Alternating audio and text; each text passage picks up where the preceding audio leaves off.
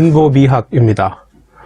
지난 영상에서 김건희 씨의 그 어떤 마음의 상태, 어떤 분인지에 대해서 제 나름대로의 좀 어세스먼트를 해서 여러분들께 말씀드렸어요. 리플레이 증후군의 가능성이 있다고 말씀드렸죠. 거기서 조금 더 이제 진행이 되면 반사회성 인격장애 증상도 보일 수 있기 때문에 진단이 필요할 수도 있다고 말씀드렸습니다. 윤석열 씨 역시 마찬가지예요. 윤석열 씨 그 심리 상태를 얼마 전 다스베이다에 출연한 김태형 심리학자가 이렇게 분석한 바에 따르면 뭐 가짜 모범생 증후군 같은 게 있대요. 그러니까 어릴 때부터 너무 이렇게 부모로부터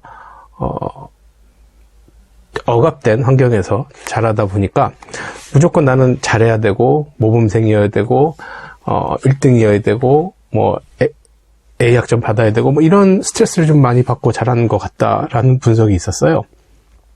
그러다 보니까 외부의 억압이나 이 자극에 대해서 본인이 능동적으로 반작용을 원활하게 못하는 거죠. 그러니까 항상 위축이 돼 있는 거지, 내적으로는. 그러니까 그거를 해소하기 위한 방법으로는 공식적인 권력이 필요한 거예요.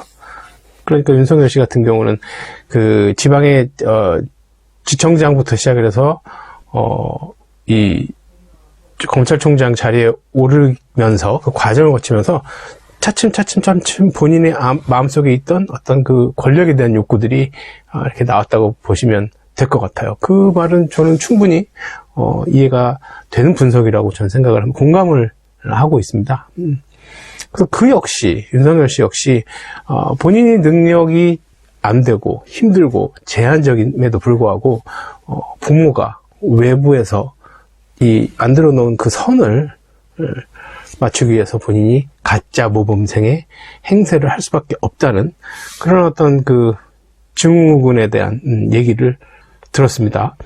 그래서 이 윤석열 씨도 그렇고 김건희 씨도 그렇고 공통적인 부분은 본인들이 갖고 있는 실제 능력이나 실제적인 조건이나 환경보다 항상 본인들이 위치하고 싶고 갖고 싶고 이루고 싶고 하는 부분이 위에 있다 보니까 그로 인한 어떤 그 좌절감이라든지 어떤 그 열등감이라든지 피해의식 같은 것들이 항상 존재하는 것입니다. 그래서 윤석열 씨 같은 경우는 그것을 권력이라는 형태로 풀려고 하는 것이고 김건희 씨나 김건희 씨 어머니 같은 경우는 그것을 돈이라는 형태로 이제 풀려고 하는 것이죠. 그래서 이제 지난 영상에서 말씀드렸지만 그러한 증상들이 조금 더 진행이 되면 이 반사회성 인격장애로 진단이 될 수 있어요. 그래서 오늘은 그 반사회성 인격장애에 대해서 여러분들하고 좀 짚어보려고 합니다. 보통 이 정신장애 같은 경우 이 진단을 하기 위해서는 이게 좀 오래된 책이에요. 제가 93년도에 구입을 했더라고요. 이런 DSM, 제 거는 버전이 4예요. 지금은 6, 7 뭐 이렇게까지 광고를 제가 얼마 전에 본 것 같은데 DSM-4 같이 DSM처럼 이 정신장애 진단 및 통계 편람 같은 걸 사용을 해요. 여기 보면 진단 기준이 나와 있어요.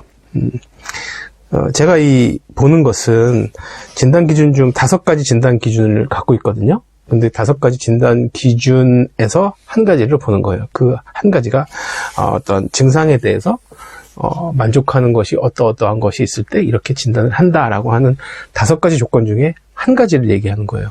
나머지 4가지도 다 충족이 되어야 비로소 장애가 있다고 병리학적으로 판단이 됩니다. 그래서 오늘 여러분들하고 뭐 다 볼 건 아니고 저희가 무슨 뭐 전문의도 아니고 원희룡 씨 부인처럼 뭐 쉽게 사람을 판단해서 뭐 소시오패스나 이렇게 말하는 능력자가 아니기 때문에 저희는 하나하나 보면서 판단을 하는데 저도 뭐 이쪽에 대한 공부는 하고 이쪽에 대해서 어느 정도 지식은 있지만 뭐 라이선스가 있지는 않기 때문에 사회복지사로서 할 수 있는 데까지는 제가 해보겠습니다. 여러분들과 같이 한번 하나씩 체크해 보시죠. 제가 한번 보겠습니다. 반사회성 인격장애 진단 기준을 보면 한 7가지, 지금부터 말씀드리는 여기 7가지 정도 중에서 3가지 정도가 충족이 되면 하나의 조건이 충족된다고 보시면 돼요. 그 5가지 중에 하나 정도가 충족된다고 보시면 돼요. 1. 법에서 정한 사회적 규범을 지키지 못하고 구속당할 행동을 반복하는 양상으로 드러난다. 2. 개인의 이익이나 쾌락을 위한 반복적인 거짓말, 가명을 사용한다거나 타인들을 속이는 것 같은 사기. 3. 충동성 또는 미리 계획을 세우지 못함.